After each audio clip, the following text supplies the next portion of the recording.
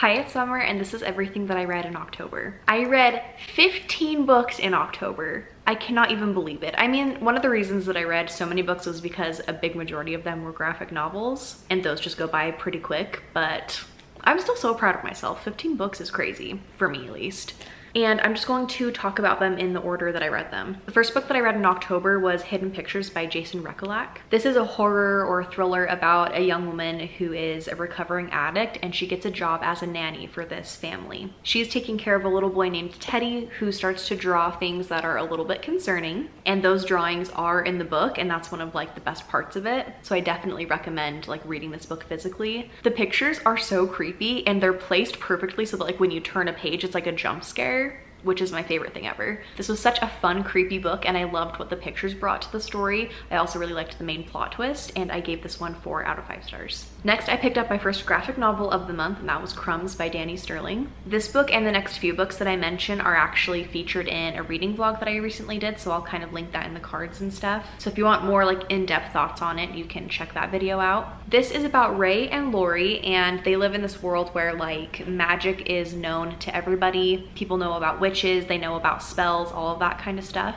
Lori is an aspiring musician who works in his aunt's magical bakery. Each of the pastries and drinks are kind of infused with a certain intention or a spell. So like some of the drinks will help you feel peaceful, or they'll help you focus, and some of the pastries will aid you with like love and stuff like that. And then Ray is a seer, but she doesn't see like the future, she sees things that are happening currently. So when her and Lori are apart, she could technically like check in on him and see what he's doing. And as a kid, she would kind of use this to like know the answers for tests and stuff like that. What she's wanting to do for her career is to become a seer for like this council. I guess that they try to solve the problems of this town or this city, or maybe even the country, I don't even know. I guess that they try to use seer abilities to fix things before they happen. That whole thing is one part of the book that I was really confused about, and I wish that I wasn't, because I think I would have liked the book a lot more if I would have understood it better. Anyway though, that's kind of like been Ray's dream job since she was a kid, and she feels really conflicted about it for the majority of this book because she would have to give up a lot in order to do this job. So this is just like a cute romance between these two characters, but it's also about them individually kind of like trying to figure out what they want to do with their lives and with their careers and stuff. On Goodreads, I said this was a beautifully illustrated book, but it was a little too long and it was confusing at times when it came to like the magic and the world building and stuff. I also wanted more of the bakery setting. We didn't end up getting very much time there. I am still glad that I read this one though, and I gave it 3 stars. Next, I read Mooncakes, and it's by Wendy Zhu, Suzanne Walker, and Joamette Gill. All of these graphic novels have the cutest covers. This is a romance between a witch and a werewolf, and the werewolf is non-binary, so I loved that representation. The witch, Nova, lives with her grandmas, and I think that they have like a magical library or something. I can't remember exactly. But these two are childhood friends, and then Tam moved away, and then when they moved back, they kind of got together again. They have to work together to kind of defeat some bad magic that's happening in their town. This was just the coziest book with the cutest characters and such a fun plot. The illustrations were so cozy, and I just really loved this. I want more books in this series about these characters. I don't think we're gonna get any, at least that I know of, but I just really loved this. I think this is gonna be one that I reread every year, and I gave it 5 stars. After that, I read The Kiss Curse by Erin Sterling. This is the sequel to The Ex-Hex that I also recently read. This is enemies to lovers, about 2 witches that have rival witchy shops that are right across the street from each other. And there's also like some family history that kind of makes them enemies as well. I think pretty much all of the main characters from the first book and this book are witches, so it's a very witchy fall October spooky season kind of a read. There's also a talking cat named Sir Percival that I love, except the audiobook narrator does a really creepy voice for him, so that's not my favorite, but I love the idea of a talking cat. The main character, Gwen, is also bisexual, so I liked that rep in this book. On Goodreads, I said I was really hoping for a female-female romance in this one, but I still enjoyed their relationship. The small town fall Halloween vibes were awesome. The ending felt predictable and rushed / convenient, but overall I liked this one more than the first book, and it was perfect for spooky season. I gave this one a 3.5 out of 5 stars. After that, I read Fever Dream by Samantha Schweblin, and it was translated by Megan McDowell and Ruth Sepp. This book is exactly what it says it is. It's definitely a fever dream. You're thrown right into the story, and it's kind of disorienting, and I think that's how it's supposed to be. But it starts out with a mom and her son, and I think they're staying in like a rental house or something. And there's another lady that lives close to the rental house that has kind of befriended the mom, and so they're hanging out together while their kids play together. It's a really weird, interesting story, and the horror isn't exactly what you think it's going to be. It's not like in your face scary horror, I'll put it that way, which is kind of what I wanted, but it's fine. And I actually wanted to read my friend Gwen's review for this because I feel like she said it so perfectly, and she gave it the same rating as me, and she has the same feelings about the book as me, and she said it way more eloquently than I ever could. So I'm just gonna read hers. She said, "I'm giving this book 3 stars because I'm like, what the heck did I just read? But also that's the point, right? It explores urgency and love within the context of unknown harms. The characters will never figure out what happened, and neither will you. You have to accept the unknowns because knowing the facts isn't the point." Fever Dream isn't a mystery novel or a whodunit story, even though the novel thrives on the mysterious. It's an exploration of the maternal instinct to protect a child, what challenges that instinct, what breaks it, and who we turn to when we don't know how to save those we deeply care about. I could not have said it better myself, and we both gave this book 3 stars. After that, I read Ninth House by Leigh Bardugo. This is still just like one of my favorite covers. This one is about Alex Stern, who can see ghosts, and she gets wrapped up in a secret society that is taking place at Yale University. On Goodreads for this one, I said I couldn't put this book down or stop thinking about it. I love the dark academia setting and the secret societies. I also loved Alex as a main character and getting to know her backstory. She's a badass. I got a little confused with all of the names and locations we had to keep straight, but that didn't take too much away from the experience. So excited for the next book. And I think the next one's coming out at the beginning of 2023, so that is so high up on my TBR. The vibes in this book are kind of similar to The Cartographers by Punk Shepherd, which I also loved. They both have the secret society, dark academia sides to them, but this one has like the paranormal twist on it, which I really enjoyed. You kind of find out about like the history of Yale and the secret societies and like how they got started. You get to see a lot of the rituals that are happening. And I just really love Alex as a main character. I think, like I said, she's so badass, she is so cool,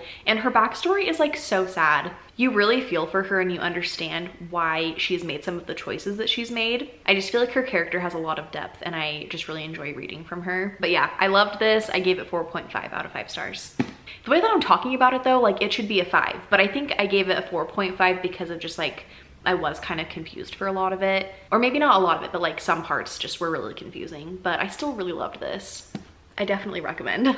After that, I read Hooky, which is a graphic novel by Miriam Bonastre Tour. Again, just look how cute this cover is. Also the back, so cute. This is a middle grade about 2 twin witches that miss the bus to magic school and the adventure that they go on because of that. Dorian is pretty good at magic, and Danny is really struggling with magic, so there's kind of that you're hearing about. They end up becoming apprentices to this soothsayer guy. They end up making some friends and they get into trouble together, and it's just a really sweet book. I love all of the characters, the relationships and stuff. The illustrations are beautiful, not only in just this one, but in all of the graphic novels that I read in October. I loved this and immediately bought the sequel after I finished it, but I gave this 4 out of 5 stars.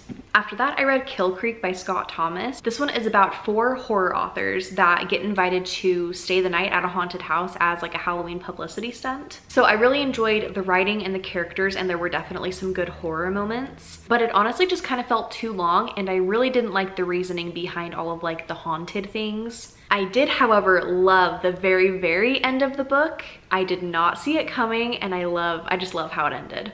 I gave this one a 3.5, like maybe a 4. I'm gonna stick with 3.5 though. After that, I picked up the Seance Tea Party, and it's by Ramena Yi. The dedication of this book says, "To every child and young adult who is afraid of growing up," which is just perfect because of what this book is about. This is middle grade about a girl who is really holding on to her childhood, even though she's kind of moving into like middle school and junior high and stuff. One day she decides to have a seance tea party with some of her like stuffed animals and stuff, and she ends up summoning a ghost of a girl who's kind of around her same age. They end up becoming really good friends, and the ghost, her name is Laura, and the main girl is Alexa. Laura kind of helps Alexa start to make her own friends and kind of feel more comfortable about growing up. And we also kind of learn about Laura's backstory and stuff. This is just a really sweet character-driven graphic novel that has the message that even though you have to grow up doesn't mean that you have to leave your childhood self behind. You'll still be yourself no matter what age you are, and you can still like things from your childhood even though you're a little bit older. I gave this one 4 out of 5 stars. After that, I read Garlic and the Vampire by Brie Paulson. This was the book I didn't know that I needed. Oh my gosh, Garlic is just the sweetest. Little Garlic, I love her. This little book about personified vegetables has just made me feel so seen. This is about Garlic and her vegetable friends that are all helpers to this witch who is the one that animated them. They help her in her garden. They help her like harvest everything and then sell it at the farmer's market. Very cute and wholesome. This town ends up kind of having a problem that has to do with a vampire, and Garlic is the only one who can help. On Goodreads, I said I loved this so much. Garlic is just the sweetest little anxious hero. The illustrations are also so cozy and perfect for fall.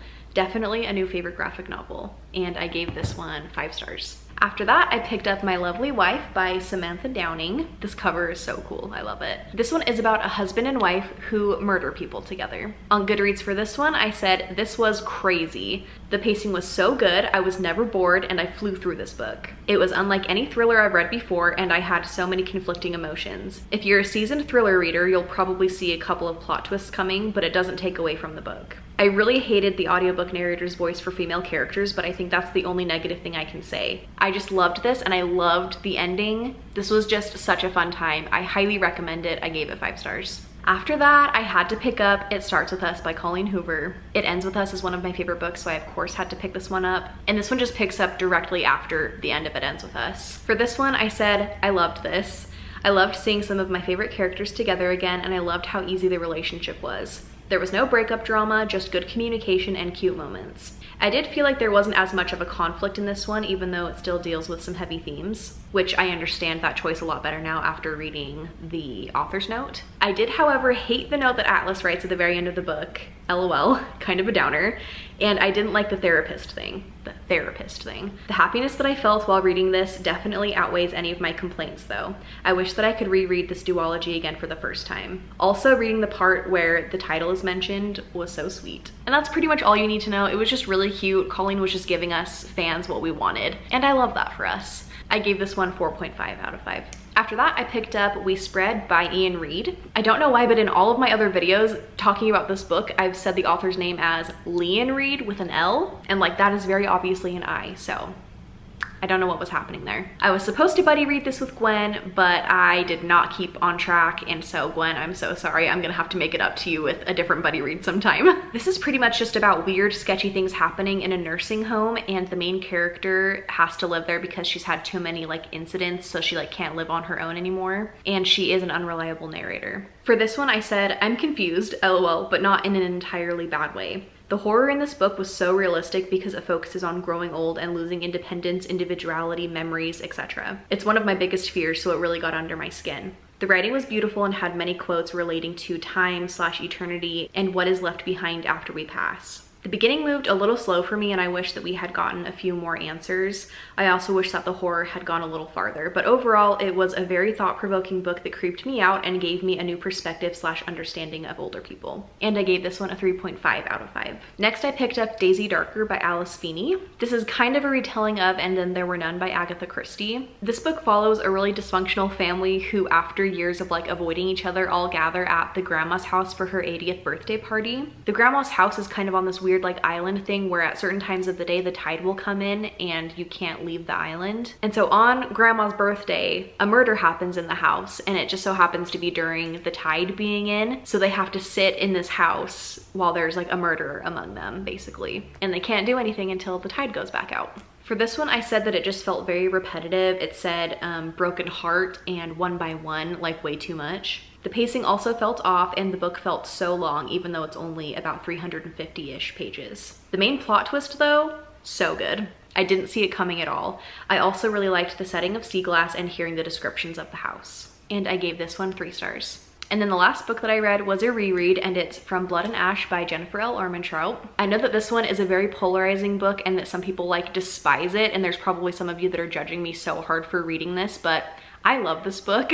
I read it for the first time, I think last year, and I just felt like it was time for a reread. The main character in this book is Poppy, and she is the maiden, and the entire kingdom's future kind of rests on her shoulders. She has a really sheltered life. She isn't really allowed to enjoy very many things. She actually, despite being like a really important figure in the kingdom, is treated pretty shitty by a lot of people. This book has kind of like some uprising things happening. There are these creepy creatures called the Craven that they have to worry about. But this is just such a fun fantasy book, and I love it, and it's still a 5-star read for me. That was everything that I read in October though. Let me know in the comments what your favorite book that you read was, and I will see you in the next one.